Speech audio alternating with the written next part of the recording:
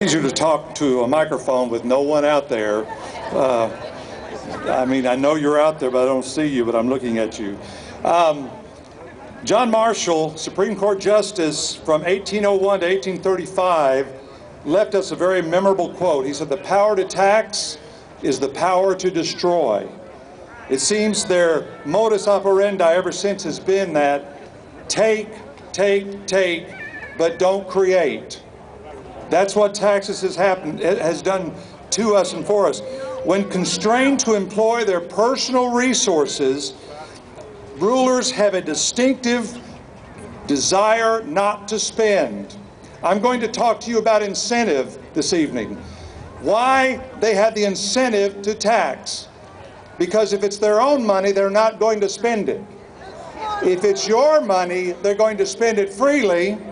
And if what they spend it on doesn't work, they'll just tax you more and me more until it either works or they chalk it up to experience and move on.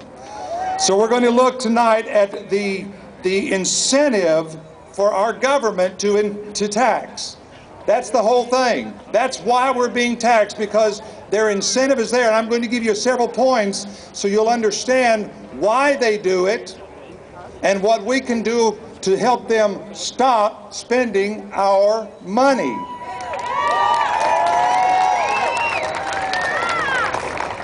That's my first point. My second point is to increase the taxes levied, which is undesirable but because it supports or more or less misguided actions by our rulers. Tax increases are predictable because the rulers gain from them as long as it doesn't cost them too many votes.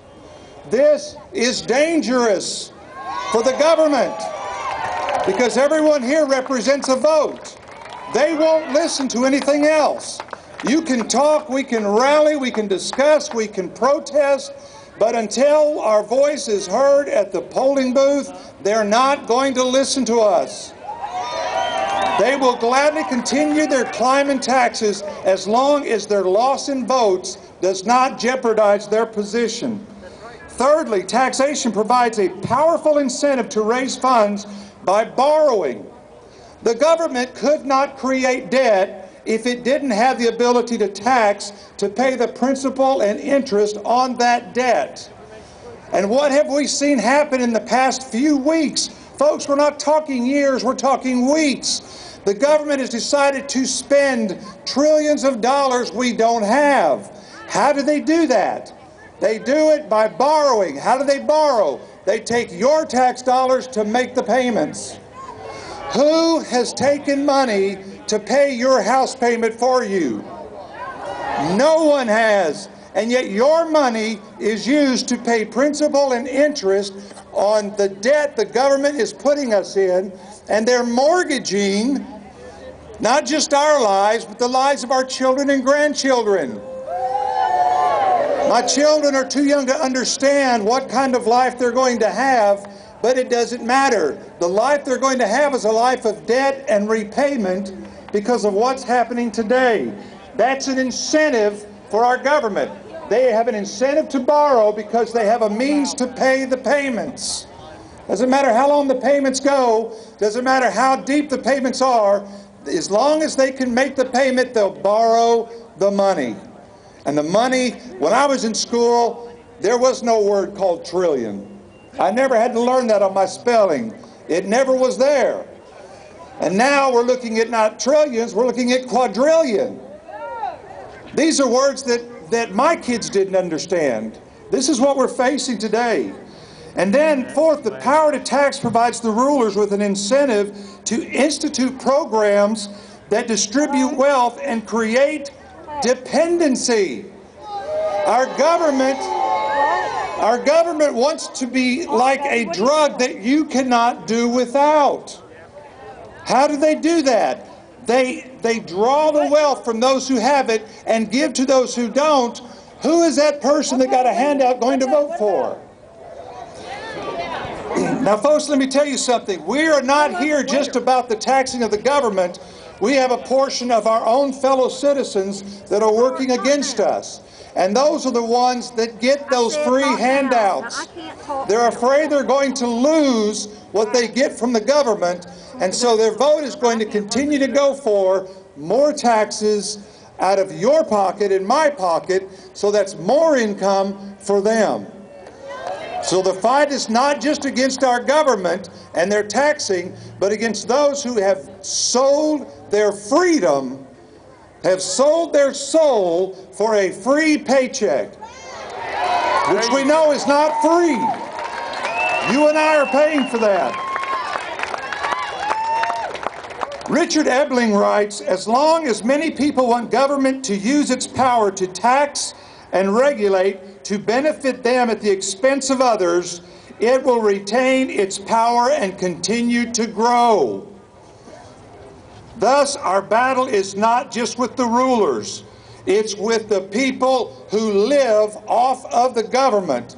You know, it's interesting in the Bible, when the Hebrews were taken out from under the oppression of Pharaoh, after a certain time, many wanted to go back into slavery because freedom was too hard. Freedom is hard. Freedom is expensive. The red in our flag is the blood, the cost of freedom. And we have people who want to sell that freedom and go back under tyranny because it's easier than to live free. You know, the Bible also says, if a man shall not work, he shall not eat.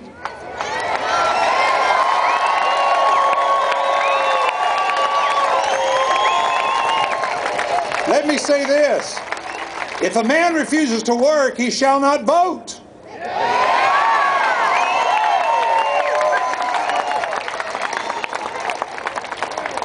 There are people who are out of a job because of the economic crisis or their physical inability to work, and I understand that's what we're here for as a government.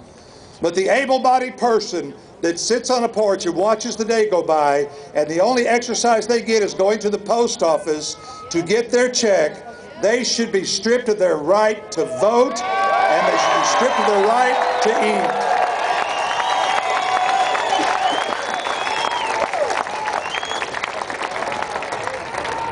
The sixth thing is rulers have an incentive to camouflage their levies so that the subjects do not even know how much they're being taxed.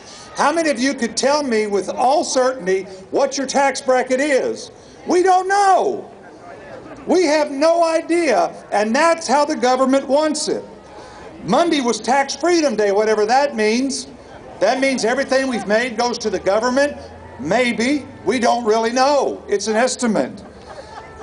The government works to diffuse the pain of taxes by widely distributing it so it's more bearable. This is why rulers use and instituted withholding taxes. You don't have a big tax bill at the end of the year. What do you get? You might get a tax refund. And you say, oh look, I got money back. We ought to be outraged we didn't get more money back. They want to pacify us by saying, here's a little bit of your own money back, be happy about it. And in reality it's, why did you keep so much of my money? That's what we should be looking at. Because their tricks work.